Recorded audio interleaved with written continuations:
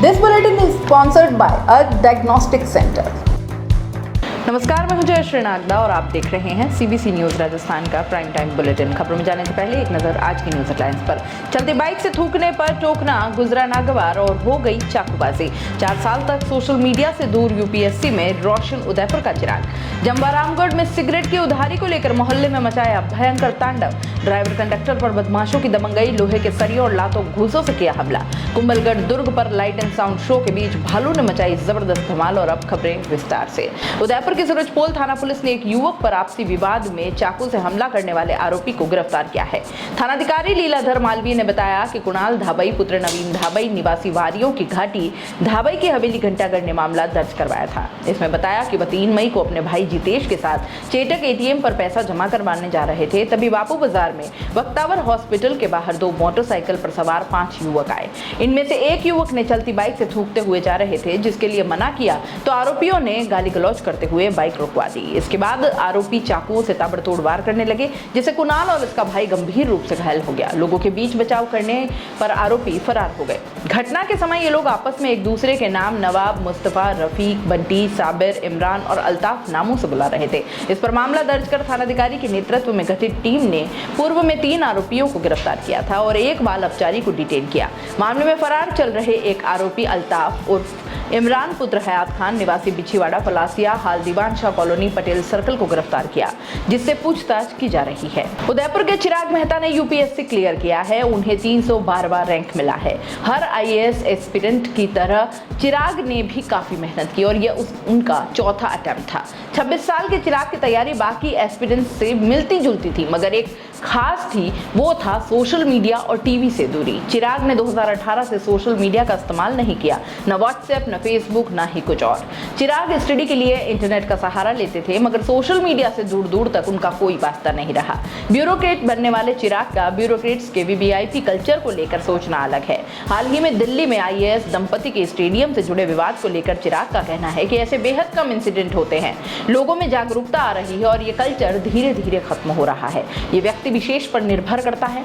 मेरी नजर में वीआईपी कल्चर होना ही नहीं चाहिए। ब्यूरोक्रेसी में भ्रष्टाचार को लेकर चिराग कहते हैं कि इसके लिए कई फैक्टर काम करते हैं। इसके लिए किसी एक को जिम्मेदार नहीं ठहराया जा सकता। मैं ये चाहता हूं कि जो नए एस्पिरेंट आ रहे हैं वो सिविल सेवा के कोड ऑफ कंडक्ट का पूरी तरह से पालन करें, ताकि इस तरह की चीजें ना हो। चिराग ने इन 4 साल में टीवी तक नहीं देखा। चिराग के पास फोन था, मगर सोशल मीडिया से दूरी और अपने लक्ष्य की ओर फोकस्ड रहने के चलते चिराग के दोस्त रिश्तेदारों को लगता था कि चिराग के पास फोन ही नहीं है। चिराग के पिता सरकारी स्कूल में टीचर हैं और मां गृहिणी। चिराग फिलहाल पीडब्ल्यूडी में असिस्टेंट इंजीनियर हैं। अप्रैल में ही उनकी नौकरी लगी है। यूपीएससी के इंटरव्यू को लेकर चिराग बताते हैं कि उनसे सभी सवाल टेक्निकल पूछे गए, कोई भी जनरल सवाल नहीं था।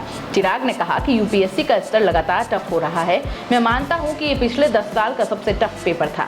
चिराग बाकी एस्पिरेंट्स के लिए बताते हैं कि पेपर किसी किताब से नहीं आता। सभी किताबें सिलेबस पढ़ने चाहिए, मगर अपनी नॉलेज इतनी गहरी रखें कि जहां से भी सवाल पूछा जाए आपको पता हो। जमवारामगढ़ उपखंड के गठवाड़ी गांव में एक मोहल्ले में दुकानदार ने जब उधार सिगरेट देने से मना कर दिया, तो उधार मांगने वाले ने 8 से 10 साथियों को बुलाकर दुकानदार को जान से मारने की धमकी दी। साथ ही मोहल्ले में अभद्र भाषा और गाली गलौज करते हुए काफी देर तक तांडव भी मचाया। इसके बाद स्थानीय लोगों ने आरोपियों को पकड़कर रायसर थाना पुलिस के हवाले कर दिया। वहीं इस दौरान मुख्य आरोपी ने फेसबुक पर लाइव आकर एससी समुदाय के लोगों को अभद्र भाषा के साथ गाली गलौज की। इस पर पुलिस ने SC/ST एक्ट के तहत मुकदमा दर्ज कर लिया। गठवाड़ी निवासी विकास बेनीवाल पुत्र अर्जुन लाल बेनीवाल ने बताया कि सोमवार को उसकी दुकान पर प्रमोद पाराशर पुत्र विमल पाराशर सिगरेट लेने आया, तो उसने उधार देने से मना कर दिया। इस पर वह तो गुस्सा हो गया और विकास के साथ मारपीट करने लग गया। इस दौरान प्रमोद पाराशर के साथ आए रिंकू मीना, अशोक मीना और सुरेश बुनकर भी मारपीट करने लग गए। जब मोहल्ले वासियों ने बीच बचाव किया तो आरोपियों ने उनके साथ भी धक्का मुक्की की और मारपीट भी की। वहीं प्रमोद पाराशर ने जाति सूचक शब्दों से अपमानित करते हुए गालियां दी। इसके बाद में फेसबुक पर लाइव आकर भी अभद्र टिप्पणी की, गाड़ी के साथ भी तोड़फोड़ की। इस दौरान सभी आरोपियों के हाथ में हथियार भी थे। इस घटना को लेकर समाज के लोगों ने ने गहरा रोष व्यक्त किया है। बाद में मामले को लेकर रायसर थाने में जाकर रिपोर्ट भी दर्ज कराई। इस बारे में रायसर थानाधिकारी रामधन सांडीवाल ने बताया कि घटना को लेकर एफआईआर दर्ज कर ली गई है। मारपीट करने वाले कुछ आरोपियों को पकड़ लिया है। मुख्य आरोपी प्रमोद पराशर के खिलाफ SC/ST एक्ट के तहत मुकदमा दर्ज कर उसकी तलाश जारी है। दोषियों को बख्शा नहीं जाएगा, कड़ी से कड़ी सजा मिलेगी। अजमेर में बीच सड़क पर बस ड्राइवर और उसके साथी को पीटने का वीडियो सामने आया है। 4 वाहनों में सवार बदमाश बेधड़क बीच रास्ते पर बस को रोकते हैं और फिर ड्राइवर और कंडक्टर को पीटते हैं। उनसे मौजूद पैसे और मोबाइल भी लूट लिए गए। पीड़ितों ने घटना की रिपोर्ट मांगलियावास थाने में दी। पुलिस ने मामले में 6 लोगों को गिरफ्तार कर लिया है। पीड़ित बस कंडक्टर सुरेंद्र सिंह पुत्र अमर सिंह और ड्राइवर शंभू सिंह हैं। सुरेंद्र ने बताया कि वह रविवार रात अपनी वीडियो कोच बस को लेकर सवारियां बिठाकर भीनमाल से दिल्ली के लिए रवाना हुआ। खरवा में एक होटल पर खाना खाने के बाद जैसे बस को रवाना किया, 1 किलोमीटर आगे 4 वाहन उनके आगे पीछे लग गए और फिर आगे निकल गए। ओवरटेक का प्रयास करने के बावजूद साइड नहीं दे रहे थे और इसी दौरान बस के सराधना पहुंचने पर होटल श्रीराम के निकट सड़क पर वाहन लगाकर 8 से 10 व्यक्ति मिले, जिससे बस रोकनी पड़ी। इस दौरान आरोपी बस में घुस गए। लोहे के पाइप से ड्राइवर शंभू सिंह और उसके साथ मारपीट की, जिससे चालक घायल हो गया। आरोपियों ने चालक के पास मौजूद 23,600 रुपए तथा उसका मोबाइल भी छीन लिया। घटना के बाद मांगलियावास पुलिस हरकत में आ गई। पुलिस ने सराधना में दबिश देकर मौके से भिनाई के प्रतापपुरा निवासी कानाराम पुत्र बालाराम गुजर, हेमराज पुत्र हरजी गुजर, जसराज पुत्र हरलाल गुजर, कानाराम पुत्र शार्दुल गुजर, कालूराम पुत्र अनोपा गुजर और गिरधारी पुत्र बालाराम गुजर को गिरफ्तार कर लिया। इन दिनों कुंभलगढ़ दुर्ग पर नए सेटअप किए गए लाइट एंड साउंड शो का ट्रायल चल रहा है। दुर्ग परिसर में 300 से ज्यादा लाइट जलाने के साथ कई तरह के लेजर इवेंट भी होंगे।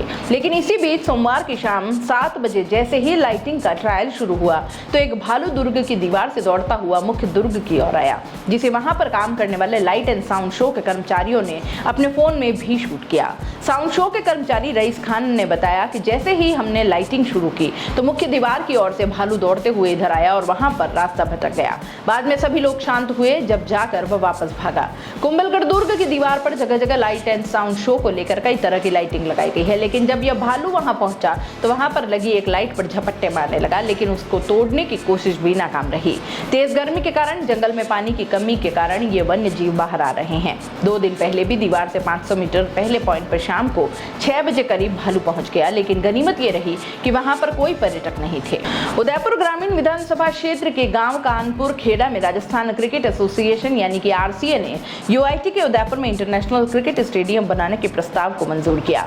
35,000 दर्शकों के बैठने की क्षमता वाले इस स्टेडियम के लिए शहर से 10 किलोमीटर दूर गांव कानपुर खेड़ा में 51.02 बीघा जमीन नगर विकास प्रन्यास उदयपुर द्वारा आवंटित की गई है। यह स्टेडियम 200 करोड़ रुपए में तैयार होगा। मुख्यमंत्री अशोक गहलोत की इस योजना से उदयपुर के खेल प्रेमियों में हर्ष व्याप्त है, परंतु ठेकेदार द्वारा मनमानी तरीके से कम समय में कम लागत में अधिक मुनाफा कमाने के चक्कर में बिना किसी आधुनिक यांत्रिक उपकरणों का सहयोग लिए चट्टानों को फोड़ने के लिए बारूद के बड़े बड़े ब्लास्ट किए जाते हैं, जिससे खेल मैदान के चारों ओर बने हुए आदिवासियों एवं स्थानीय बाशिंदों के मकानों में दरारें होने के साथ में जब ब्लास्ट होता है तो मकानों में बड़ी तेजी के साथ कंपन से धूजन उठ जाती है, जिससे क्षेत्रवासी काफी परेशान हो गए हैं। क्षेत्रवासियों की शिकायत पर ग्राम पंचायत कानपुर के पूर्व उप सरपंच मदन लाल डांगी, पूर्व उप सरपंच सुरेश डांगी एवं ग्राम पंचायत मटून सरपंच लोकेश कुमार गमेती मौके पर पहुंचे, जहां पर ठेकेदार के कर्मचारी ब्लास्ट करने की तैयारी कर रहे थे। स्थानीय बाशिंदों का कहना है कि प्रशासन ने खेल स्टेडियम की जद में आ रहे आदिवासी परिवारों को मकानों का पट्टा सहित विस्थापित करने का आश्वासन दिया था, लेकिन अभी तक अधिकारियों ने इस पर कोई ध्यान नहीं दिया है।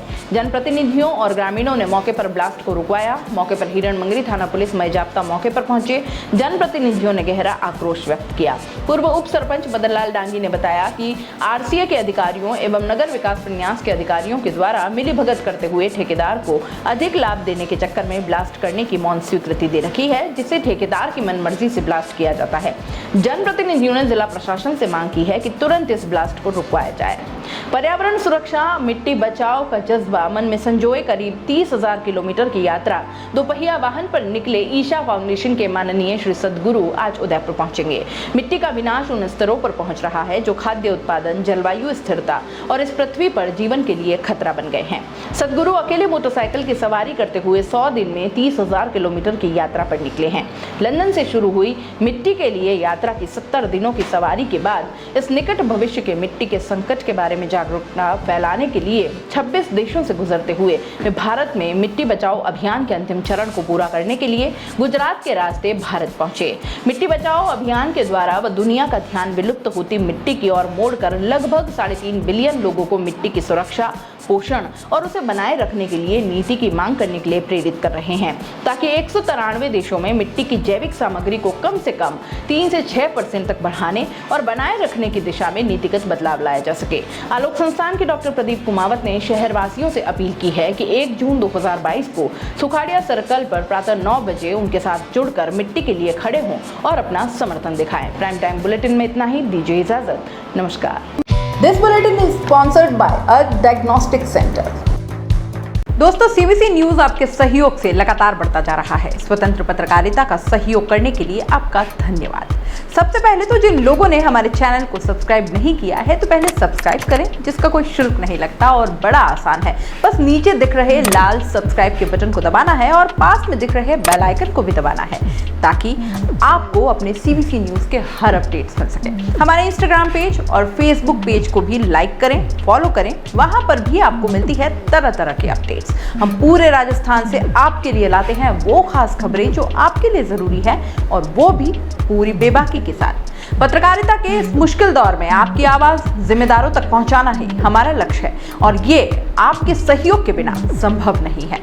हमारा सहयोग करें, स्वतंत्र पत्रकारिता में अपना योगदान दें और ज्वाइन बटन पर जाकर सदस्यता लें, चाहे सबसे छोटी सहायता के रूप में ही क्यों ना हो। जनता की बेबाक आवाज बने रहें, उसके लिए सहयोग आपको ही करना है। सब्सक्राइब करिए और ज्वाइन बटन पर क्लिक कर सदस्यता ग्रहण कीजिए।